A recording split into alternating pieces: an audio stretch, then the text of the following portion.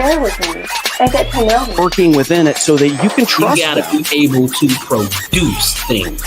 And I'll tell you why that production is so important. But before we know that, how do you use those two pieces of equipment? And success is not necessarily financial, but success is when you feel fulfilled in what you're doing. And then to other women, they need to know their value, their worth. But I believe everything that you put your mind to and you achieve, it's success. Give us all the stuff. Okay, I'll answer all 16 of those questions right now. I started in the music business at Sony while I was still...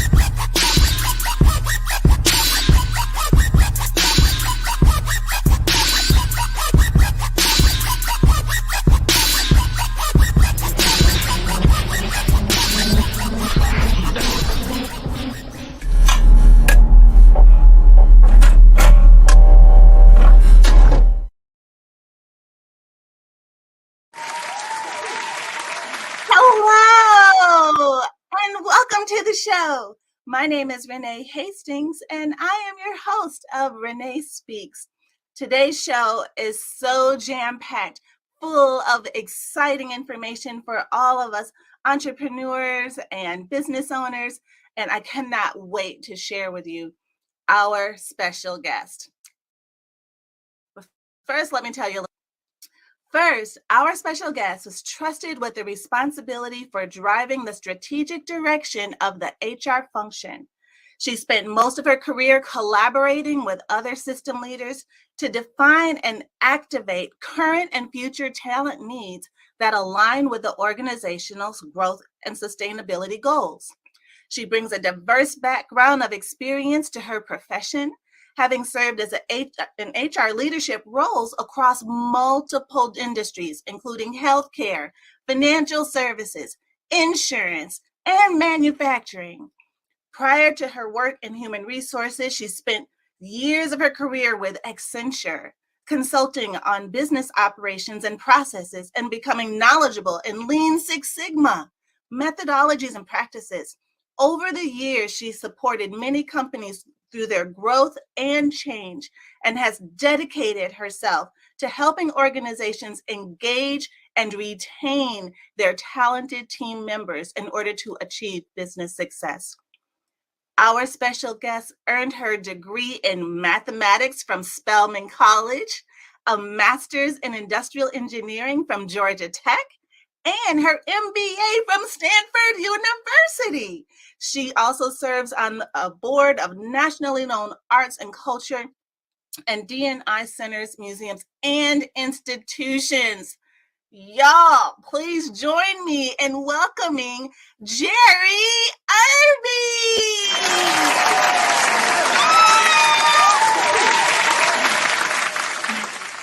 Hi. Hey, how are you? I am great. That was such an awesome and energetic introduction. Thank you. Oh, my pleasure. I am so excited to have you on the show. Your skills, your knowledge, your experience is just going to be so beneficial for us to just grab from every single nugget that we can get from you. Oh. Because as business owners, retaining, finding, how about that? How about we start there? Finding good talent, retaining good talent, making sure that they all are placed in the right places for the proper growth of the company. That is every business owner's, I won't say nightmare, because if they hook up with people like you, it doesn't have to be, right? So I'm so thrilled and I'm so honored that you would allow us a few minutes of your time, because I know you are so busy. And I just am so grateful to learn more about you and your journey and how all of us listening live here now and on the replay can just learn more so that we can benefit ourselves and not have to feel so stressed about HR issues and matters or things like that. So if you'd like to incorporate some of that along as you're sharing with us your journey, tips and tricks that we can use, that would be fantastic. But first, why don't you start out by telling us a little bit about yourself? Yes, well, thank you. And it's such an honor to have been asked. I'm just humbled that you would have me speak to your esteemed audience and colleagues.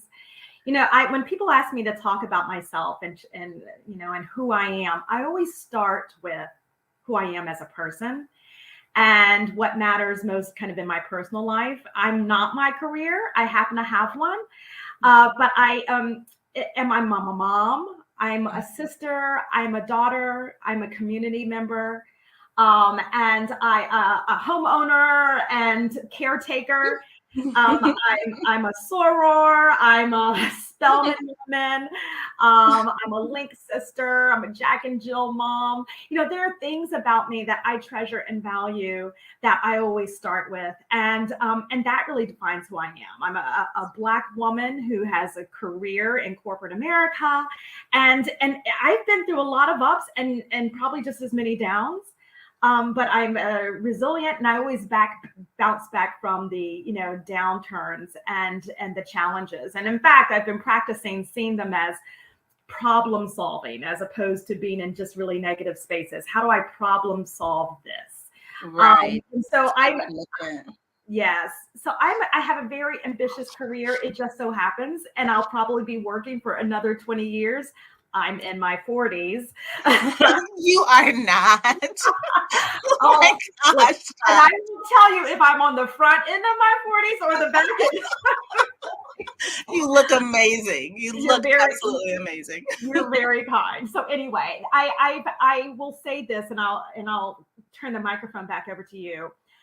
I started my career working as an engineer, and at my core, professionally, I'm an engineer who happened to redefine herself and then move into a career of HR leadership. And I love it. I wanted to find the job that felt like I was paid to to do volunteer work, right? Like, what is right. that you feel so passionately about that it feels like volunteer work and you happen to get a paycheck for it. So I love what I do. I have found my sweet spot. And I'm happy to talk about it here today. Nice. Awesome. Well, not too many people can say that, where you can work and it feels like volunteer work and they just pay you to do what you love. Right. So I'm glad that you were able to find that spot. So Jerri, tell me, what is the best and most important advice you got when you were starting your career? Yes. I have to tell you all, it means the advice that I got starting off my career means more to me today than it did when I started in my early 20s. Mm-hmm. And the advice I got was kind of this following analogy or metaphor. The person told me, and it was a woman who was actually younger than me at the time, believe it or not. And she said, "You're juggling, Jerri, all of these balls, and you're going to find yourself juggling all these balls for the rest of your career and your life." She was like, "But there are glass balls and there are rubber balls." And she said, as you're trying to juggle all of them, she said, you're going to want to keep these glass balls so safe and so whole and so protected. She was like, but rubber balls can drop, they'll bounce back. You'll pick them up and put them back in the circus. And she was like, but it's the glass balls that you have to define for yourself and decide how you keep those front and center every moment of your life and your career. And again, I'm in my 20s and this was someone younger than me telling me this. And so she had this wisdom to share that with me. And so the best advice is for me, and I share this with the audience, know your glass balls, know your rubber balls, and prioritize them accordingly. My glass balls are, for what it's worth, first and foremost, my kids. Mm-hmm. I have a 12-year-old and a 9-year-old, and my responsibility and care for them to ensure they feel whole and well is number one. I've been blessed to have these little people. I am a single mom, so I don't have a partner to help me in this journey, and so I'm constantly checking in with that glass ball. But then there's some intangible glass balls for me, like my sense of self. I have a strong sense of who I am, what I value, where I've come from, whose I am, and I don't compromise that either. That's another glass ball. I would also suggest that my independence is a glass ball for me. I am fiercely independent and protective of that. And here's what I mean. It's not that I don't need other people. It's not that I don't need support, and that I don't have expectations of other people. But what it means for me to be fiercely independent is to, like, I'm my best friend, right? Like, I rely first and foremost kind of on myself to get what I need and want in life. And I'm just protective of ensuring that at every turn that I'm focused on what should I be doing differently and better to have the life that I want to live. And if there's one other thing that I would suggest, I think this is very apropos for the times we find ourselves in. I am fiercely protective of my mental and emotional health. Ooh, and yes, like fiercely, you know, I need to feel whole. I talked about my kids as being my primary glass wall. Like, I need to feel whole and well, in order to give what I need to give to these people that I care for. So I'm fierce. Like, I have left jobs that have felt toxic and that have caused me to lose my hair and turn gray. There are way too many spaces that I can fit myself into. That's right. That don't require me to sacrifice my mental and emotional health. Like, I just won't.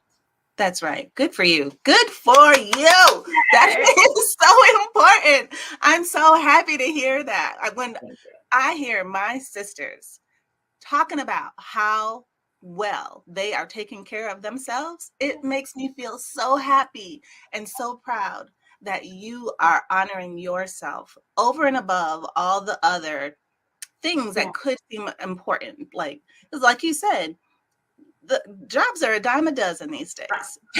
and unfortunately, loyalty isn't what it used to be on the part of corporate America. They will let you go in a heartbeat. Right. So no, you prioritize yourself and what matters most to you, your glass balls. And as entrepreneurs and business owners, how many glass balls do we have and how many rubber balls do we have? That is such wisdom. The nugget right there, that is just golden. Awesome. Golden. Yeah. To help prioritize keep the things that are most important front and center, protect them at all costs. Yes. Because that matters. Those are the things that matter. These other things, they might can wait. And maybe now isn't the right time. Right. And you know what I mean? Because timing is everything. Yeah. So thank you so much for sharing that with us, for the listeners today, whether you're a small business owner or you're an entrepreneur or you are in corporate America. Keep your glass balls protected. Yes. Don't let them fall. Yes. And know which one is a glass ball and which one is a rubber ball. Right. It's important. And I'll say, Renee, it's, you know, when I talk about keeping my glass balls whole, you know, it doesn't mean I'm a perfect mom, right? Like, that's not what I'm looking for. You know, there's no such thing. And it doesn't mean that there aren't things that aren't going to go well, you know, in my home and with my children. You know, and so I'm constantly, you know, thinking about what needs to change or look different, you know, and you'll find that you're learning along the way. Like, I've never been a mom before, right? Like, I'm learning on this journey. But I will tell you, there have been moments in my career where I was probably not working at my highest level of excellence because something was going on at home and I needed to address that, right? So, you know, I've had to tell a boss, hey, you're only going to get a C student right now.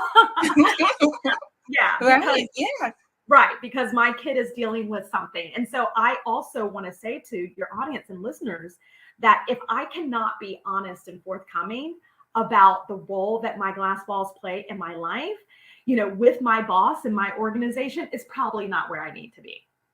Right. Right. Yeah. Exactly. I mean, because openness and communication is so key, so critical. And there has to be that rapport and that mutual Yeah. respect Yeah. in order for a good working relationship to Right. evolve, whether Right. it's a supervisor and subordinate on a corporate job, or whether it's a owner and their employees. There has to be that openness and that honesty and Yeah. understanding. How Yeah. about just being human and understanding? Yeah. you know, Yeah. uh, Yeah.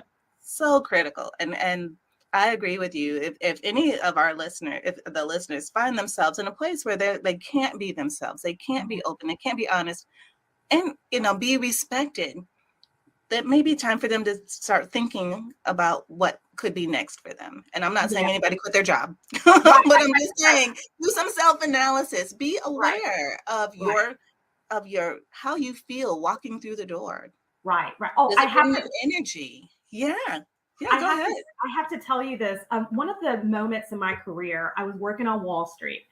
I was, in my 30s. I had a 2-year-old and an infant at home, and I'm working in this investment business on Wall Street. I'm the only woman, the only person of color, in the spaces that I was living my career out, in which I was living my career. And there were no people in the room, right? Like there was no one around me that wanted to hear or could appreciate like how I felt about my glass balls, right? Like, so sometimes you do have to be emotionally intelligent enough to know the people in the moment to disclose more about who you are and what's important. But I will say in that space, in that moment, I was there to get something in particular. I was there to get an experience that I was going to take with me to other places later, right? Like I was there to, I hate the way this sounds. I was there to use that investment firm to shore up my skill set, right? So that I could so there were not a lot of, middle-aged white men on Wall Street who could, connect with kind of my plight. Right. And I wasn't like waving this flag, I have to get home. I know y'all are going to work till 8:00 at night, but I need to get home to, feed my babies. No one really cared. I was there to get that experience. I was very intentional about that. And I knew it was not going to be my forever career home. So I do want your audience to know, it's not, I don't bust in the door like, closing all the things. But know when you are there to achieve something that's critically important and the moment that you've gotten it and now can leave and let that manifest somewhere else. Yeah. Right. Oh, that's such good advice. That is such good advice. And thanks for bringing that clarity so that people wouldn't misinterpret or misconstrue what was being said. So thank you so much for that. That is huge. And again, I think that goes with timing. And like you said, once you've gotten what you need from wherever it is that you are, maybe it's time to reassess. Yes. So, awesome. So speaking of that, how do you define success? What does success look like for you? Yeah. This is a hard question. And it's so personal. Every person should define success for him or herself. And generally speaking, I think of success as being, achieving the outcome that you desired. Whatever it is, achieving the result that you envisioned for, in a particular space or in a particular moment. Now, I usually think of success in a professional context, not so much a personal context. I don't know what success looks like for me personally, but from a professional context. Okay. I'm just saying. We don't have to talk about it here, but yes, we can speak professional. Well, I guess you could say success, in the personal context is keeping my glass balls whole. But success for me in the professional context is realizing my God-given potential.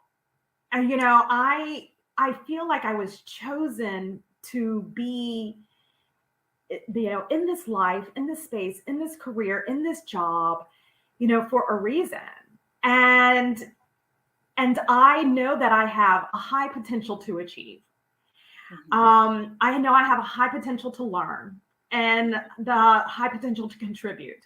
And so when I feel like I'm realizing and manifesting these gifts that I feel like I've been given, that's success for me. Like there's this internal feeling of I am living out my purpose in both my personal and professional space. And so I remember, I have to tell you something that was quite unpleasant. This had to have been about 15 years ago.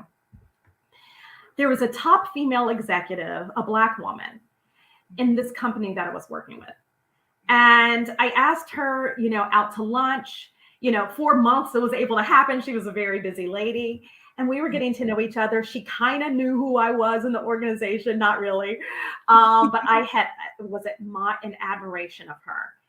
And so I said, hey, would you allow me to go to lunch with you? I know there are a lot of things you can teach me and maybe even share about myself. Towards the end of the conversation, she said, well, I hear you say that you want to be promoted and grow up through the organization. She was like, I really wonder if your ambition is higher than your skill, talent, and ability. Ooh, Who ouch. says that to somebody? I know. That's so mean. It is so mean. And what was shocking for me was the fact that it was coming from a Black woman that I admired so much, right? Like, Right. Oh, and wow, so that's the harsh. reason, yeah. And so the reason I tell this story is because I could have stopped at where I was in my career, right? Like I could have just said, I'm going to ride this level out in this organization for the next 10 years, right? Right. And so I did not let her lie about me live.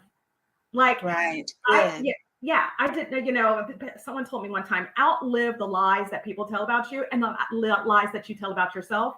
I have way outlived that lie. I love it. Yeah. So my definition of success is believing that I am where I'm supposed to be, that I'm talented, that I'm skilled, that I'm smart. And that there's one more thing that I can learn and one more thing that I can contribute. And there's no end to it. I think the possibilities have been limitless. So anyway, so I don't know who she is. I don't know if she sees this podcast, but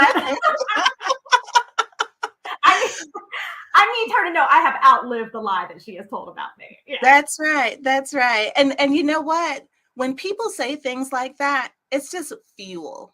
It's just fuel for you to just go on out there and prove them wrong. Yeah. And go there, outlive the lie. I like that. That should be a hashtag. Outlive the lie. Yes. I want her to know that I have succeeded in the way that I have envisioned and defined for myself. Right. And that she had very, and she wasn't able to stop me in my tracks. She had very little influence in that. Yeah. That's right. Good. Well, except to fuel you, to keep you going harder. Well, there you go. Right. That's so thank you, ma'am. Yeah. Thank you, ma'am. Thank you, ma'am. I love it. We can let those naysayers, they can have one or two effects. Either they can crush us or they can fuel us. Yeah. And whether we're in our career or we are business owners, some people who own businesses may have gotten, responses from people who say, oh, you shouldn't do that. Oh, you can't do that. Oh, that's not good. There's no market for that. Oh, there's no this, that. Trying to put you down, keep you from achieving your dreams. Yeah. No, use it for fuel. Use it for motivation. Use it to prove them wrong and outlive the lie. I love the way you just said that. I love it. Oh, that's so good. Thank you so much for sharing that. That was so good. But when you're going through that, though, Jerri, and it's considered a tough time, it's hard. It is hard to when, I don't know. Tell me, how do you deal with the tough times that you go through, whether it's dealing with someone who's trying to put you down, tell you can't be all that you were created to be, or try to throw some other negative bombs in your life? How do you deal with that? What keeps you going? How do you stay motivated to and keep your head up? How do you keep your head up? Yeah, gosh. That's an excellent question. I think about my grandmother who said that if you think of tough times on a railroad track, and times where you're incredibly happy and thriving, she was like, they really kind of march along the same, part of the track at the same time, and she said, she made me feel like, hard is normal. You have to normalize hard.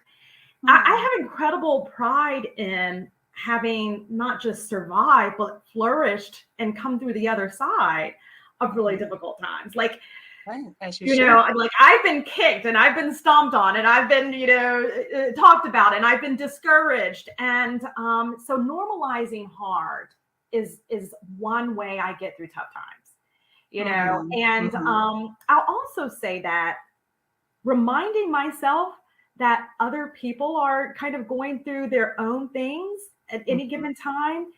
It's useful for not feeling alone, kind of in this journey and in the movement. So I would say normalizing hard is one of the things I say, but I also have to share something that my sister said to me recently. She said, okay, she's like, you really take these tough times, hard. Like you really, you tend to internalize them and they get you down. And she said, I need you to have perspective. And she asked me two questions. And I was complaining about something and how unfortunate or, difficult something was. And she's like, first ask yourself, is it severe? Is the thing that you're complaining about an annoyance or an inconvenience? Or is it a severe problem, right? And so I thought about it and I was like, okay. I was like, yes, this is not severe. This is an inconvenience. This was a little blip in the path. Like, and then ask yourself, is it temporary or is it permanent? Like, is this moment of toughness or the thing that you're going through, is it just a blip or is it something that's going to last forever? And she talked to me about someone that she knew was going through a very difficult illness. And she said, can you imagine, like how blessed and fortunate you are to not be going through that thing? And there could be listeners and audience members who are thinking, okay, I know what that feels like. And quite frankly, I do too. I've had a couple of, challenging times in illness. I have autoimmune disease. So I do know that. But there's nothing that's been so severe and so permanent to completely knock me off of my track and to completely knock me down and to keep me down. And so I've always managed to bounce back and find this like sense of resilience inside of me and to keep pushing ahead and doing what I was given, the purpose I was given to live out. I'll share with you maybe a couple of other quick things about tough times. I go to a deep sense of gratitude when I'm going through something difficult. Like I start thanking the universe, thanking God for those gifts and those blessings. And I literally, as I was thinking about talking to you this morning, last night, I took my cup to my refrigerator to get some cold water. And as it was pouring out of the dispenser, I thought, do you realize, Jerri, how many people in this world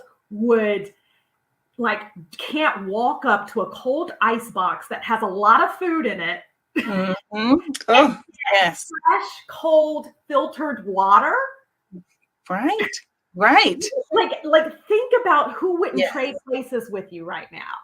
Right. Yeah. And I'm like, thank you, God, for this fresh, cold water, right? Like I start to look around me and say, you put your feet on the floor. The lights came on when you flipped the switch. Yes.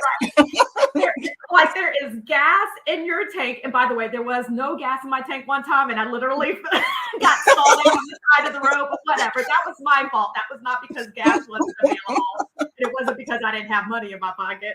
But like taking moments to be grateful, like when I think about what my grandmother could not finish her education. She was only middle school educated because she had to work for the family. And she worked in this large mansion taking care of, a rich white family's children. And I thought, how hard must that happen? Right? Like, I'm over here complaining. How hard must it been for my dad, who happens to be he and his partner, the first Black gastroenterologist in the state of North Carolina. This was in the 70s. Wow. He had to schedule his patients and procedures around the schedule of the white doctors because they got priority. Oh, wow. Like, why am I over here complaining? I do not know what that looks like.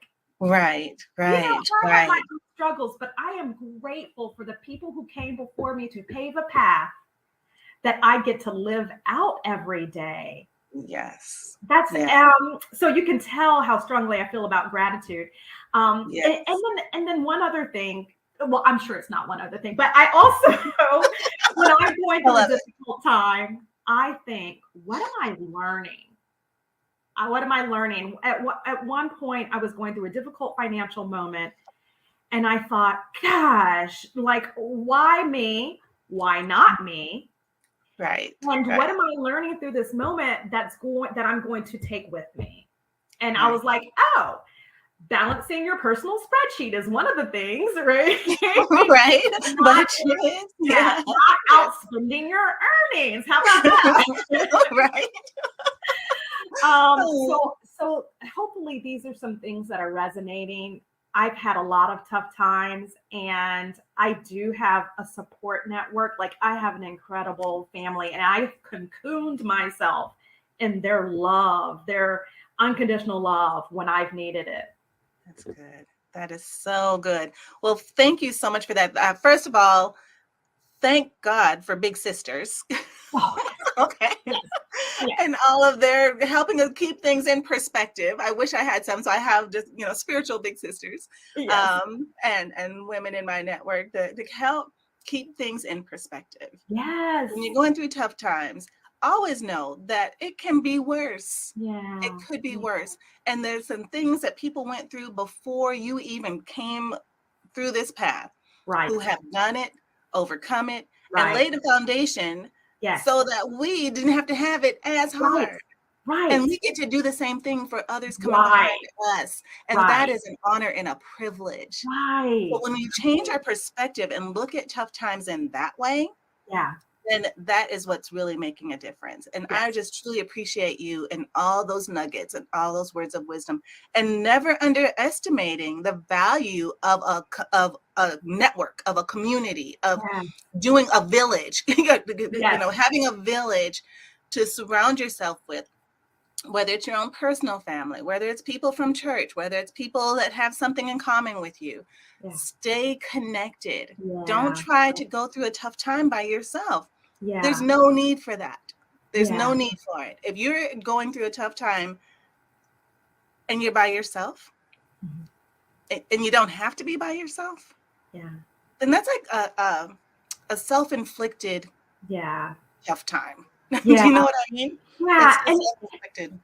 And I know in some communities, I'll say this, I know in some communities, I often think about the, ethnic community I'm part of, like that seeking out professional help is like a stigma. Like it's not something that you do. And to the extent this matters to people, I would encourage you to seek some kind of professional support or therapy, especially if you don't have anyone around you to lift you up. And I sought it even when I did have someone around me to lift me up. There's a lot. Yes, there's a lot to be said for someone who does this for a living and can help you shift your thinking in a way that's healthy. Right. Exactly. I mean, they go to school for that. Okay. They know what they're talking about. And it helps. It absolutely helps. Yes. And I totally get what you're saying. There was a time when, getting counseling or, therapy or whatever was so looked down on. Like, oh, how could you? No, it is so needed, so necessary. And it's one of those dear relationships that can help you through tough times and help you navigate even some things that you may be thinking about, if you don't have anyone to bounce things off of, run some things by.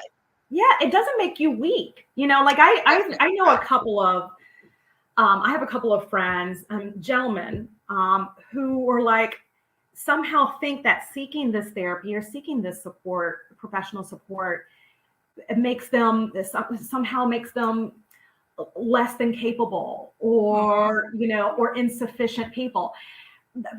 The recognition that you could use some help is strong, right? Like that awareness and recognition is powerful. And acknowledging it. Yeah. Yes, absolutely. So what makes you a strong woman, Jerri? Yes. Sometimes I don't feel very strong, sometimes relatable. Sometimes I feel like I had one of my friends locally, she said, how do you do it? You seem to do it all. And I was like, I don't feel like I'm doing it all. And I certainly don't feel like I'm doing it all well. Like I have these moments that I don't feel particularly strong. It's easier for me to acknowledge and observe my own strength when I'm not in a difficult time, like when I'm out of it, I can look back and say, wow, look how resilient you were to come out of that, but I admit in certain moments, I don't always feel strong. And that's okay. It's okay to not be okay. Mm-hmm. But I guess what makes me strong as an individual in the life that I live is a couple things. One, I do all the things. I really do. I believe it. I totally believe it. And I don't always do all the things 100% all the time. But I have tremendous responsibility and commitment to the community in which I work and live. I have tremendous responsibility to people who have less than I. And if I have something to share, whether it's monetary or whether it's emotional support, whatever it is, like I have commitment and responsibility to that, and I deliver that. I have responsibility to 2 human beings. Like I am blown away that I've been entrusted with the care of 2 little people and keeping them lifted and afloat and educated and exposed. Like I do all those things too, right? And then I have this career that I am committed to, right? Like and financially supporting, people and being there for parents who are aging and now need more support and help from me, like in the organizations that I'm part of and the board memberships that are incredibly important to me. Like I do all the things. And I take care of this home, right? I clean my kit. I do the laundry here. I clean it, I vacuum the floors. Like I am a strong person to do all of those things. I know that intellectually. Yes. When I have a moment to pause like I do now, thank you for the question, to acknowledge that. Yes. And again, resilience. I have to talk about resilience. There's not enough time to tell you about the tough times that I've had. But I haven't just come out the other side like alive. I've come out the other side thriving. Like one of the definitions of resilience is to be better on the other side than you went into the situation, right? Yes. Like, so I emerge from tough times having learned something, having, it's another chink in my belt, in my armor that makes me that more ready for the world and amazing to deliver my purpose. And so I know that's what makes me strong. And I hope, actually, I would love to ask you if that's appropriate. You're asking the questions. How do you know you're strong? Well, thank you for reversing the question. I didn't have totally not prepared to answer that question, but if I, just thinking about how you defined it and all of the things that we get to do and all of the balls that we have juggling in the air, I would say, like you, I'm not strong all the time. And when I feel less than strong, my faith keeps me grounded and helps me to reflect back on how far I've come, that I'm not where I used to be, and if I'm going through something and going through a tough time, the more I learn from it, the more I can apply what I learned from the past to help get through it quicker. Yeah. So whereas something used to lay me out for, months, Yes. now may only affect me for a week. You know what I'm saying? Because I've gotten stronger. I've gotten resilience. I've been it's built my character. It's built my strength. It's helped me to, it's built my confidence to be able to take what I know, apply it to where I am, make better choices, make better decisions, whatever it looks like. Yeah. And then use that for future reference when it comes again, because it's going to come again. Yeah. That's guaranteed. That's, whatever it is, it's going to come again. Right. And so, but now you're armed.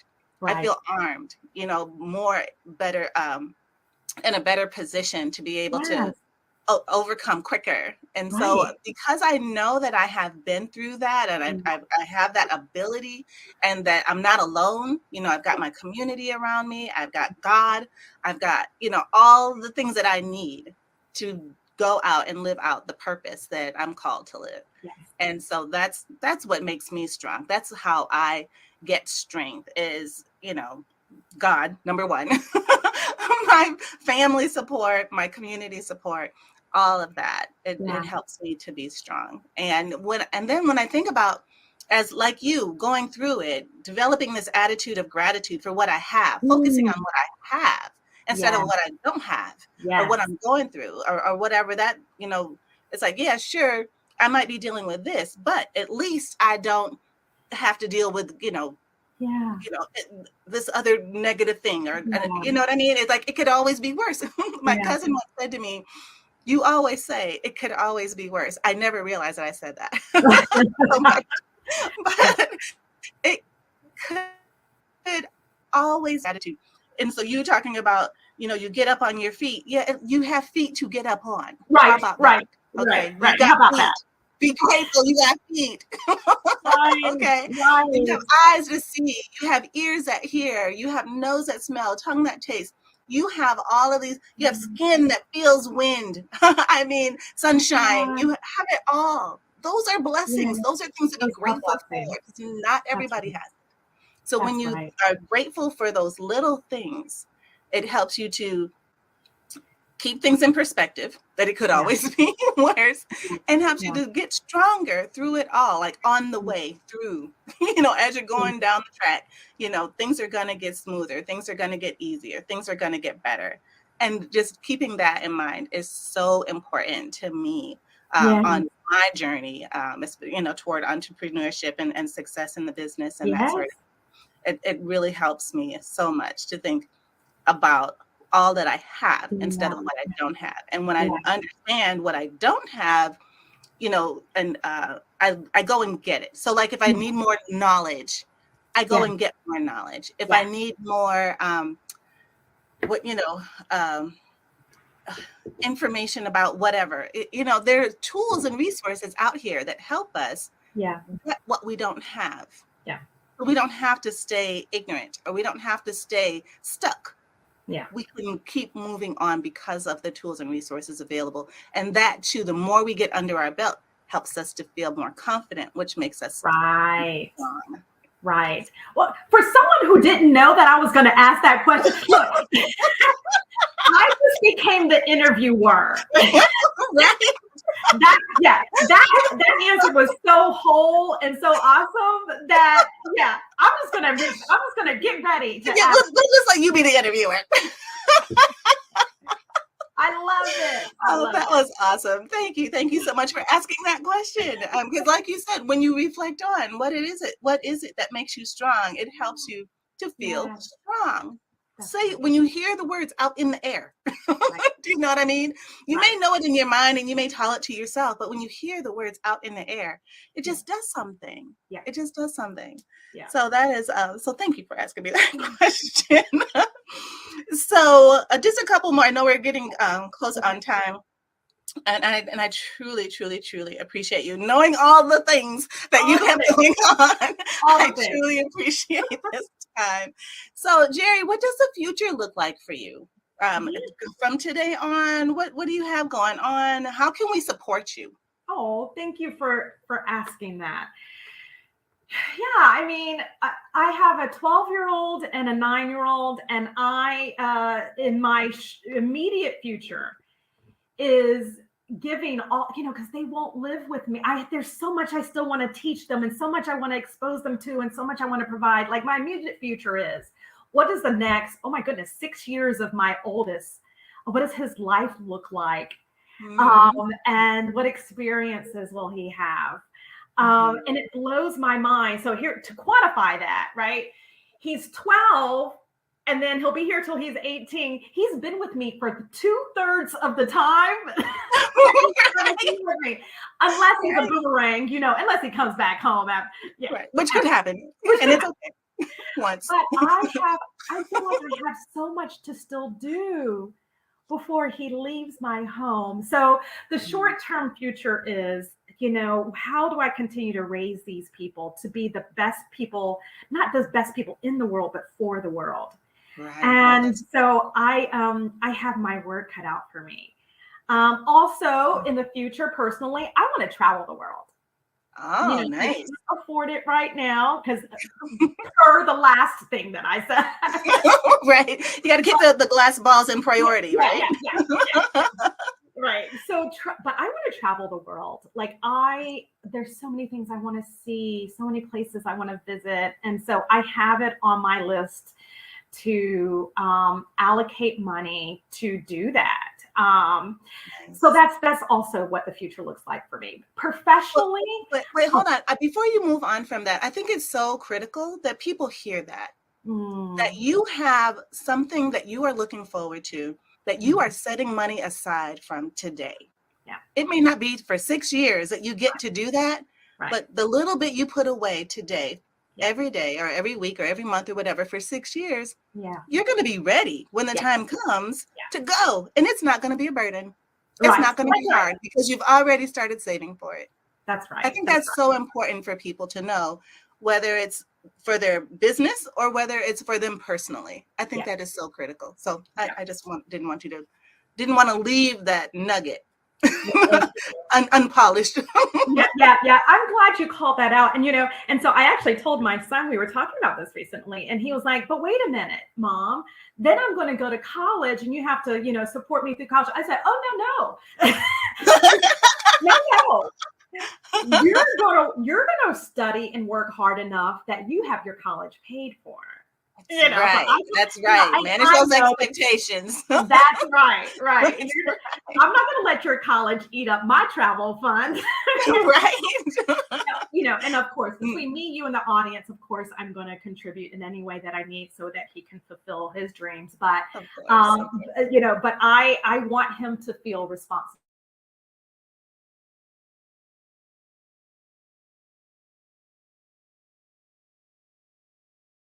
Job. I want to be a chief HR officer in whatever industry, whatever organization until I retire. I'm thinking I'm going to retire mid-60s. I've done the math of my retirement, and it won't be until I'm mid-60s. Got it. And you'll still have just as much passion for it as you do today. I will. But I'm going to retire, and I want your audience to hear this. I am going to retire being on some paid boards. I want some paid board memberships that gives me some extra money to invest and prepare, and secure my future. Right now, I'm on several nonprofit volunteer boards where I'm actually paying these organizations so they can thrive. But at some point, that's going to turn around, and I desire to get paid for my board work. And so I know people who are making full salaries after retirement just by serving in that capacity. So I do envision that for myself. Wow, that is so great. That is a new perspective for me, that could be another avenue or income stream. Yes. For after retirement. I never would have thought of that. So thank you for sharing that.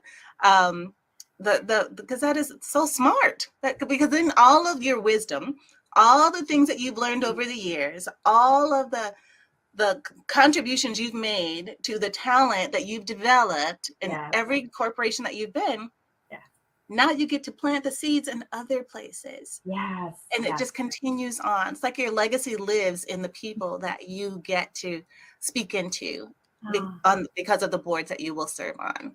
I just know that that's going to happen. And it's already happening. I know it's already happening. Oh, even in the volunteer capacity and where there is no money. There, I think there's a scripture, I know that where this isn't a spiritual platform, but if you're faithful in what's least, you'll be faithful in what's much.